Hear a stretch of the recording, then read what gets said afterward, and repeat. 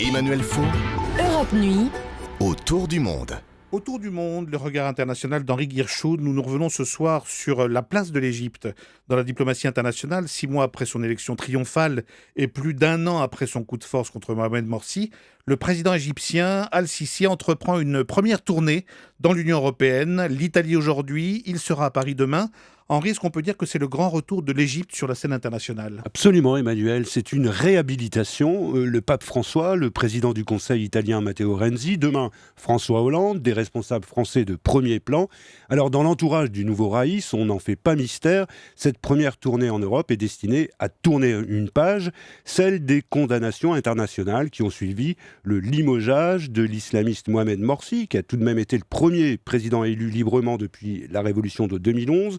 Il y a eu, après ce coup d'État, la répression qui a fait au moins 1400 morts et il reste aujourd'hui 15 000 prisonniers politiques, dont la quasi-totalité de la direction des frères musulmans. Ce qui a beaucoup choqué aussi depuis 1 an, ce sont les centaines de condamnations à mort contre des islamistes, mais pas seulement, puisque la main de fer du maréchal Al-Sisi vise également les militants en faveur d'une démocratie laïque, ou les ONG, qu'elles soient islamistes ou non. Cela dit, si le rêve de la révolution égyptienne s'est bel et bien évanoui, il faut souligner que l'opinion publique égyptienne et une bonne partie de l'intelligentsia, autrefois hostile à l'ancien régime, est reconnaissante au maréchal d'avoir mis fin au chaos qui déstabilisait le pays depuis plus de 3 ans.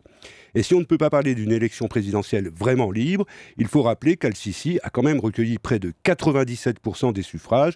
C'est aussi cette réalité que l'Europe prend aujourd'hui en compte, malgré quelques états d'âme. Et au cœur des entretiens, bien sûr, Henri, les dossiers sécuritaires et le terrorisme. Oui, le terrorisme et aussi la sécurité régionale. D'abord à travers le désert du Sinaï, que l'armée égyptienne n'arrive toujours pas à contrôler, et où plusieurs groupes djihadistes ont fait allégeance à l'État islamique. C'est d'ailleurs parce qu'elle estime avoir suffisamment à faire chez elle que l'Égypte est restée assez en retrait de la coalition internationale en Irak et en Syrie.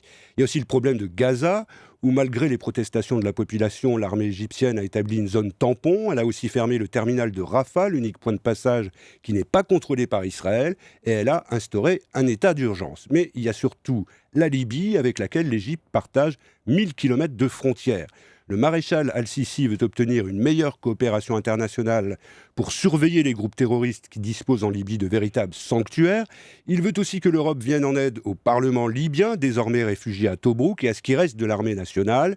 Et sur ces sujets, il sait qu'il peut trouver en François Hollande un interlocuteur attentif, et c'est l'autre motif de son voyage en France. Et puis, il sera aussi question de contrats d'armement et du renforcement de la coopération économique entre la France et l'Égypte. Oui, l'objectif du président égyptien est de montrer que la remise en ordre du pays s'accompagne d'un redémarrage de son économie. Il veut voir revenir les investisseurs et il se fait l'avocat d'un retour de la confiance. En matière d'armement, c'est vrai, ça pourrait déboucher sur l'achat de 2 corvettes supplémentaires après les 4 premières déjà commandées au chantier naval français.